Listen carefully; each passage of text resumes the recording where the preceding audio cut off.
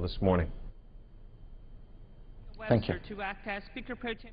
And we are going to go live now to the floor of House of Representatives, where they are getting ready to start their morning hour. I want to thank everybody for watching this edition of the Washington Journal, and we'll see you again tomorrow morning at 7 a.m. Eastern Time.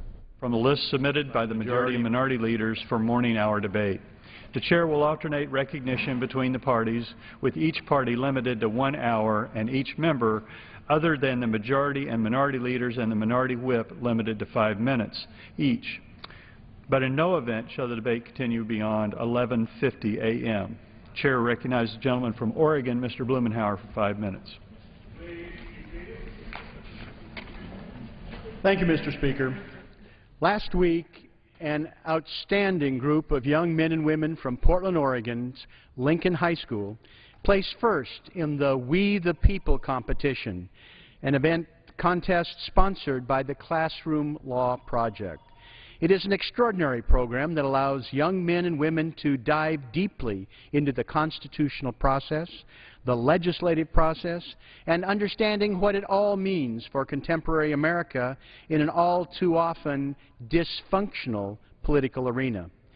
Over the years, it's been my privilege to work with instructors and students in these programs, to have watched them prepare, particularly in Portland High School's Lincoln and Grant, that have vied for the state title for more than a dozen years, and of course the national contest as well. It is testimony to a dedicated corps of teachers and citizen volunteers, often prominent judges and lawyers, and the alumni of the program who continued their involvement long after they ceased to be students. A special shout out this year to Lincoln instructor Tim Swinehart, local attorney Steve Griffith and his volunteer team, and the extraordinarily supportive principal Peyton Chapman. As I met with the Lincoln team earlier this spring in preparation for the national championships, it was clear to me that this was an outstanding team, even by the standards of this terrific program. That they won this year with a team largely composed of sophomores makes it all the more extraordinary an accomplishment. I would willingly grant them voting privileges here in Congress. They actually would fit right in and I think do a terrific job. I urge my colleagues to become acquainted with their local high school Constitution competition. I hope the day will come that Congress again gives the financial support to the Classroom Law Project for the civic education that is so important and so critical to preparing students to participate as citizens today. You, like I, will feel better about the future of the Republic because of the result. One way Congress could honor the hard work of the young people who are the future of our country would be for us to get down to business in enacting legislation that improves the country they will inherit. One piece of legislation, all teed up and ready to go, is H.R. 4321, the Heavy Truck Fairness Act of 2012, that I've been working on for a number of years and have been pleased to introduce in this Congress with my friend and colleague Jim Gerlach from Pennsylvania. This legislation would be deficit neutral, according to the CBO. It would convert the current 12% excise tax on heavy trucks and trailers in a revenue-neutral way with an equivalent increase in the truck fuel tax. One of the immediate benefits would be to provide stability to a highly volatile revenue source for the Highway Trust Fund. This large upfront 12% tax on new trucks and equipment is highly sensitive to changes in technology requirements and the economy. Replacing it instead with a slight increase in the fuel tax for industry would smooth out the revenues for the federal government, while it would remove a huge disincentive for upgrading equipment for America's trucking fleet. It would represent a significant increase for business for the people who manufacture this equipment, but it would remove this financial disincentive. It would provide extra American manufacturing and sales, like at a local Freightliner truck manufacturing facility in my district. It would allow people who operate a fleet of any size, whether a one-truck operation or a large national trucking company, to reduce their costs with newer, more fuel-efficient engines that would reduce day-to-day maintenance, reduce fuel costs, they would break down less often, and they would also produce less air pollution and fewer carbon emissions. It's hard to think of something that would be a better expression of our responsibility to boost the American economy, save energy, reduce emissions, and benefit so many people, from those who manufacture, to those who sell and service, to the people who operate, and yes, America's customers of the customers of America's fleet of trucks. Everybody benefits, and we end up with a highway trust fund that is more stable and predictable over time. I sincerely hope that this is a provision that can find its way into law this year, maybe as early as the conference committee or the elaborate dance that will surround the treatment of expiring tax provisions later this year. Whatever the legislative vehicle, we ought to make the vehicles in America's fleet less expensive and more efficient. Chair recognizes the gentleman from Pennsylvania, Mr. Meehan, for 5 minutes. Thank you, Mr. Speaker. Mr. Speaker, I rise today in celebration of National Teacher Day and to say thank you to those many who dedicate themselves to the education of our children, and I suspect that there's not a person in this body that can't think back to a teacher who made a significant difference in their lives. And I call attention as well to two particularly well-performing schools in my district. Just the other day I had an opportunity to visit one of them, the Rose Tree Elementary School in Media. The other is the Coburn Elementary School in Brookhaven. And both of those schools have been recognized because they have been named National Blue Ribbon Schools for 2011. Yesterday, while visiting the Rose Tree Elementary School and talking with the children and the bright faces, but the attention from the kids really riveted me as well because they were really listening. I spoke with the amazing educator staff and the students at this Blue Ribbon ceremony. Now, the Blue Ribbon is one of the most prestigious awards our nation gives for educational excellence, and Rose Tree Elementary was certainly most deserving, because the Rose Tree students have attained 100% proficiency in science for 3 consecutive years. And I got a chance to visit some of the classrooms and to watch and to see how they engage the children, not just in the science, but once again develop the creativity so that the kids were using the lessons that they learned in practical ways. In 2010, the school was also ranked #1 in Pennsylvania in writing. And I want to focus on that as much, too, because I was impressed not just by the reading level, but the fact that the students were listening, comprehending, and then re-expressing themselves. The skills developed at that level are going to last a lifetime. The school's led by Karen Doherty, one of 7 principals in the entire country to receive national recognition for her commitment to educating children by overcoming challenging circumstances. I commend Ms. Doherty and all of the 2011 Terrence H. Bell recipients. I encourage the communities of Brookhaven and Media to join me in recognition of their Blue Ribbon schools. And further, Mr. Speaker, I call on all Americans to take some time today to thank a teacher for making the difference in their lives. Mr. Speaker, I yield back.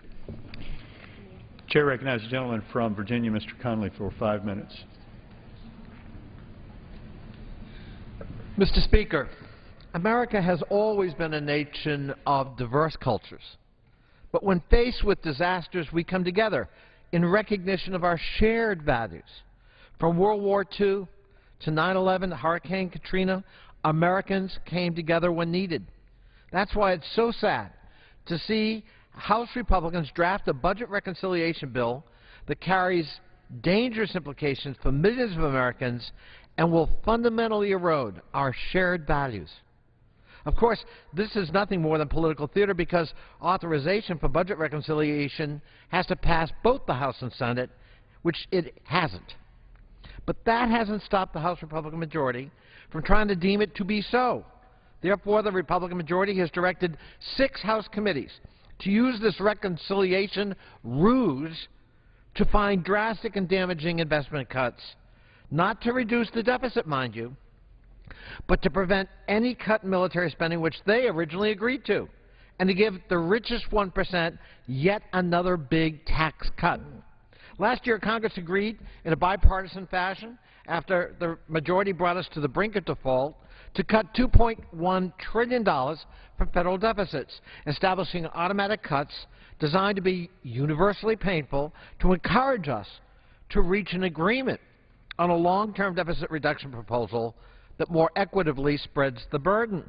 A bipartisan majority of the Supercommittee, including every Senate Republican, did come up with just such a plan that put everything on the table, spending cuts, revenue increases, entitlement reform, but it needed a supermajority. And sadly, every Republican House member on that committee voted no, which leaves us where we are today, facing damaging automatic cuts to defense and non-defense spending. But Republican reconciliation ruses won't stop the automatic cuts to the nation's seniors and disadvantaged. It doubles down on the pain. The Republican reconciliation ruse literally takes food out of the mouths of needy children and senior citizens. It eliminates social services block grants, providing assistance to states and localities across the nation to serve millions of disadvantaged Americans. It ends the Meals on Wheels program for 1.7 million seniors. It guts the Supplemental Nutrition Assistance Program, formerly known as food stamps, that serves 46 million of our fellow Americans every month. Under their plan, 1.8 million people would lose the most basic of assistance. In addition, 300,000 low-income children lose their free and reduced lunches at school. This reconciliation ruse, once again, singles out federal employees for ever more sacrifices. Federal workers already have contributed $60 billion to deficit reduction through a 2-year pay freeze. They've contributed another $15 billion through recent changes to their retirement system. The Ryan budget demands an additional 3-year pay freeze. The new proposal goes further and cuts paychecks by 5% to shift more of the burden to employees. This draconian measure would add another $79.8 billion in the sacrifice put on the backs of federal workers, more than double the $75 billion they've already made. The reconciliation ruse actually will increase health care costs for millions of American families. It eliminates tax credits that help lower-income families maintain affordable health insurance premiums. In fact, 350,000 people will actually lose their health insurance with their plan. Of course, Mr. Speaker, the one glaring omission in the Republican reconciliation ruse is not surprisingly revenue. While millions of lower and middle income families are being forced to sacrifice, what do Republicans ask of the wealthiest 1%? Nothing. Over the last 4 years, oil and gas companies made a profit of $290 billion. Private companies should make profits. That's a good thing. But in that same time frame, they lobbied to keep their $16 billion in tax breaks, representing less than 6% of their profits, but it sure would make sure a lot of hungry kids go to bed with full bellies at night. The Ryan budget actually seeks to cut the top incomes tax bracket from 35% to 25%. Who pays the current top tax bracket? Those making more than $388,000 each year. Not only are they not asked to join in any of the shared sacrifice, but they're actually offered a new Christmas present early, just for them. Mr. Speaker, it's time to call the Republican budget plan what it is, an outright attack on American values. How else do you explain shifting the burden for partisan priorities entirely to the middle class and those who are less fortunate? That's never been an American value. I urge my colleagues to reject this ruse, to reject the reconciliation process, and to work toward a comprehensive and responsible and bipartisan deficit agreement reflective of our nation's values. And I yield back. Chair recognizes the gentleman from Illinois, Mr. Shimkus, for 5 minutes. Without objection.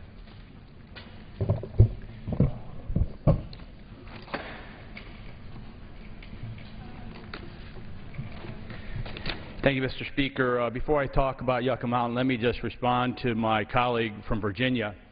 Since 2002, food stamps have increased 267%, and this reconciliation bill will cut, I think, about 3%. Again, since 2002, food stamps have increased 267%. Senate has not passed a budget in 3 years, so it's very difficult to admonish the House on the budget process when the Senate still has yet to pass a budget. And what we're really concerned about is the hollowing out our military force. If the sequestration goes on as planned, we'll have the smallest Air Force in the history of this country that we've ever seen before the Air Force was enacted, the smallest Navy since, I believe, 1915, and a huge decrease in our standing force. You know, that's what the debate is about, and I look forward to having that chance on the floor.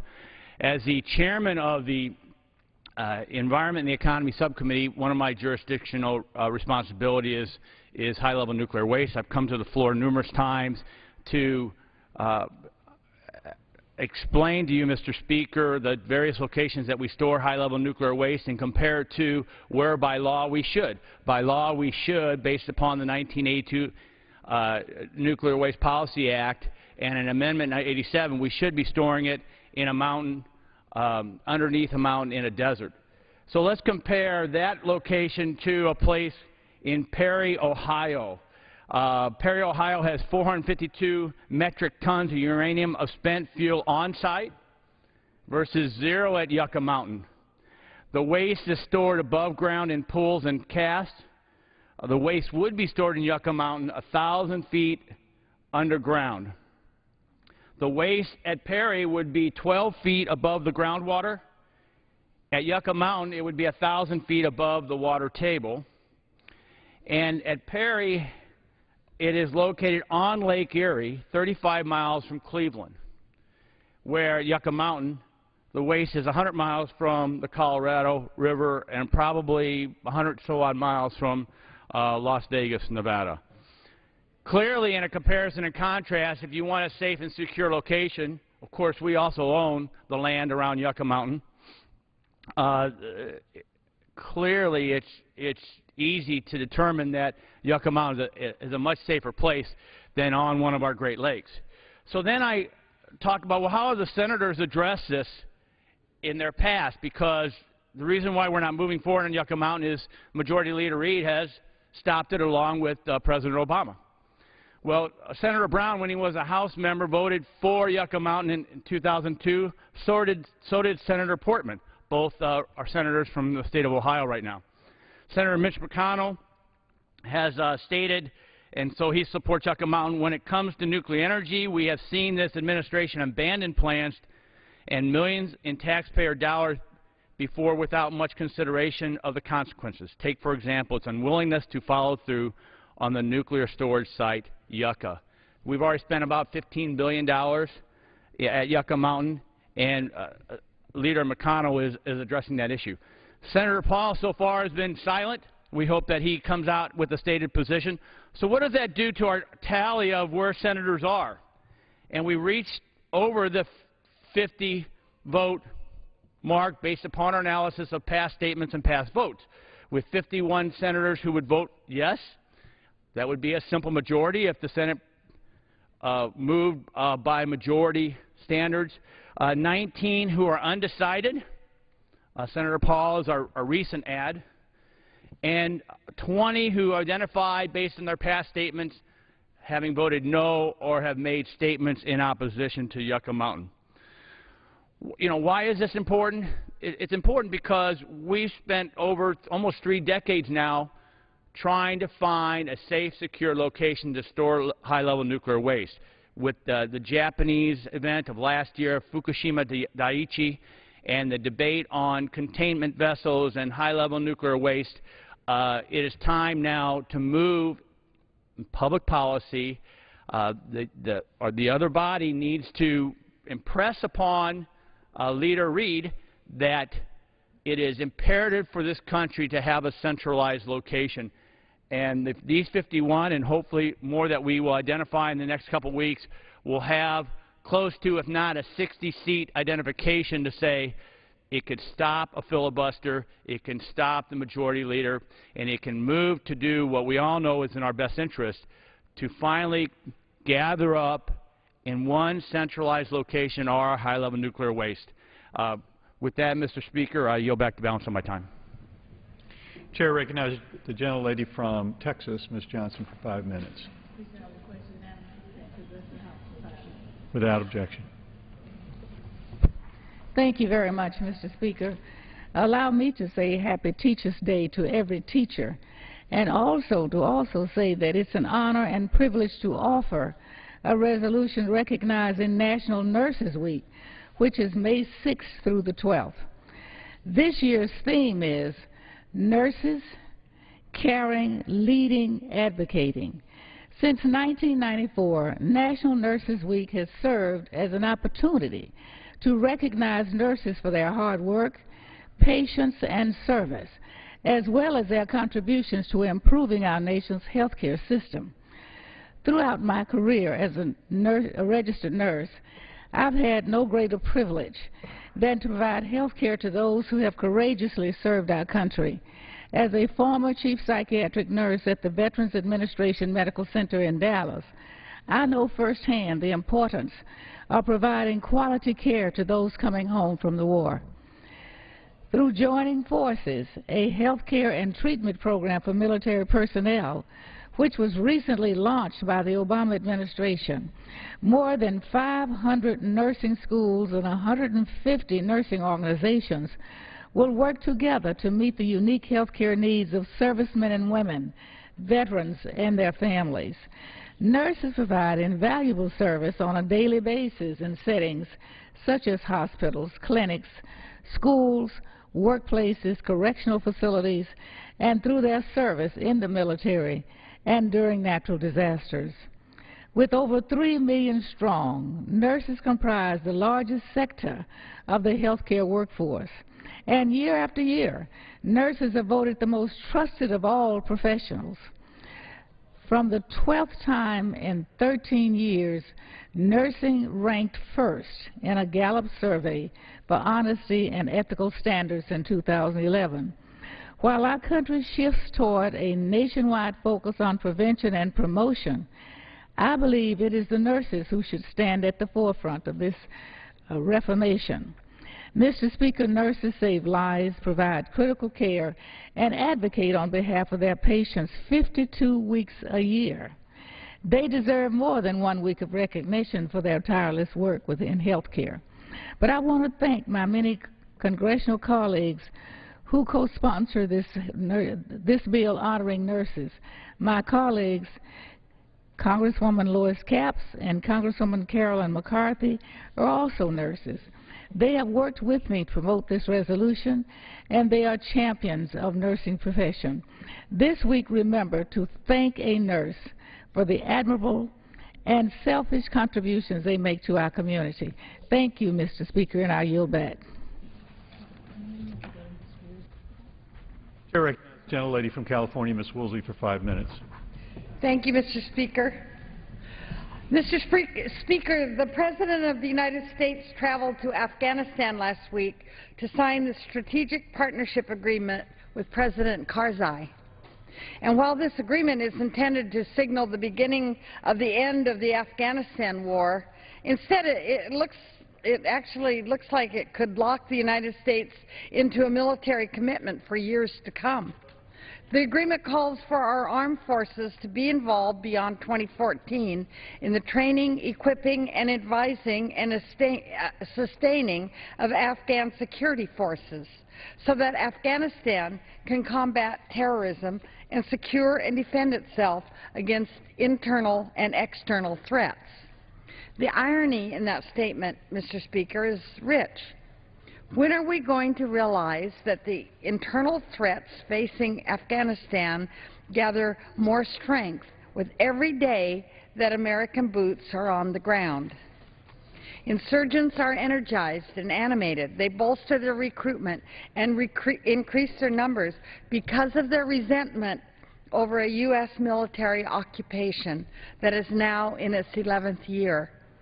11th year. We will not bring stability to Afghanistan until we fundamentally alter our bilateral relationship to emphasize peaceful, civil engagement. over military engagement. The good thing about the Strategic Partnership Agreement, however, is that it does include provisions relating to democracy promotion, economic development, and assisting the Afghans reform their governing institutions. These programs need to be the centerpiece of our Afghan strategy, along with major investments in development and across the board. The war won't truly wind down until the White House commits to spend more on diplomacy, more on development and reconstruction than they're spending on the military occupation.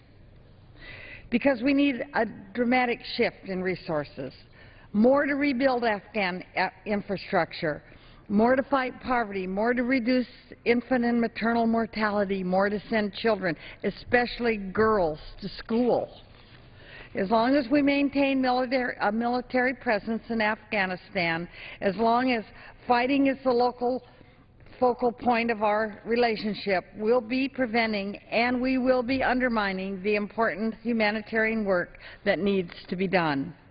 Mr. Speaker, investing in Afghan people is not just the right thing to do because of our common humanity. It's the smart thing to do from the standpoint of our national security objectives. That's why I call my plan Smart Security. It needs to be implemented not just in Afghanistan, but other unstable parts of the world where terrorism poses a great threat. Thomas Friedman of the New York Times is on board with the principles behind Smart Security. In a column last week, he talked about how $13 million in scholarship programs for Lebanese students is doing a lot more to advance our values in that country than $1.3 billion in military aid to Egypt. He quotes a school teacher in Jordan who talks about how the former is for making people and the latter is for killing people. What is the point of our engagement, Mr. Speaker, with the rest of the world? To make people or to kill people? That's a very important question for us to answer. As Friedman puts it, so how about we stop being stupid? How about we stop sending planes and tanks to a country where half the women and a quarter of the men can't read, and start sending scholarships instead? How about we stop being stupid, Mr. Speaker? How about we make a shift to a smart security approach, and that we make that shift now, and that shift begins with bringing our troops home? I yield back. Chair recognizes the gentlelady from North Carolina, Ms. Fox, for 5 minutes.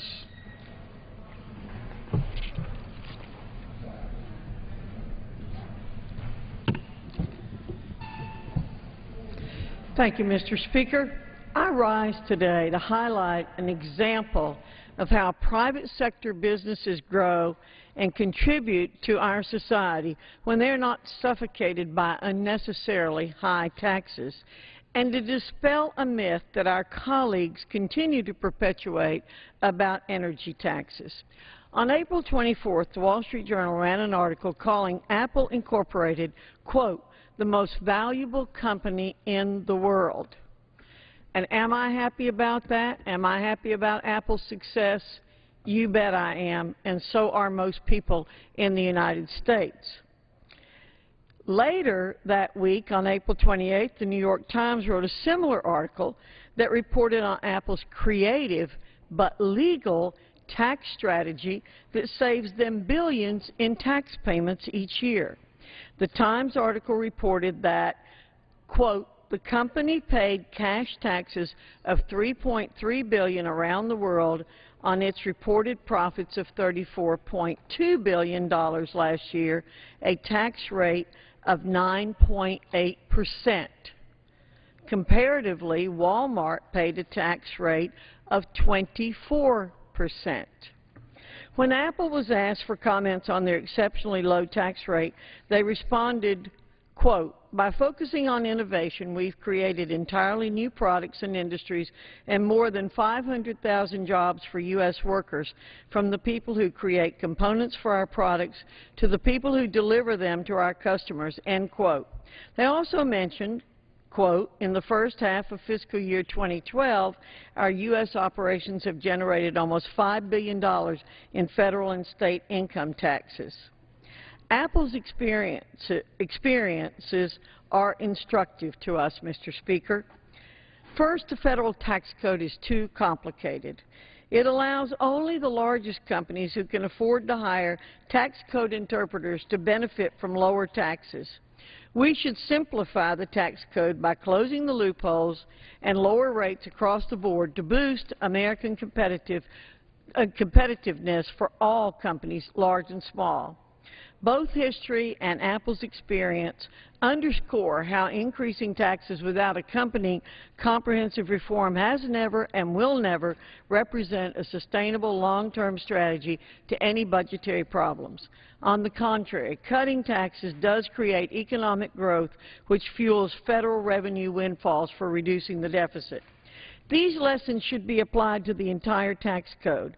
Instead of increasing taxes on American energy producers, we should focus on simplifying the federal code to encourage the development of domestic energy resources, which in turn bolsters employment opportunities here at home. Again, am I pleased about Apple's success? Absolutely. But we never hear from our Democrat friends about the low tax rates paid by companies like Apple. However, they attack domestic energy producers and ignore the simple truth that it is the American people who actually own these companies and benefit from the respective profits that they make. According to the American Petroleum Institute, mutual funds and other firms hold almost 30% of oil stocks. Pension funds hold 27%. Individual investors hold 23%.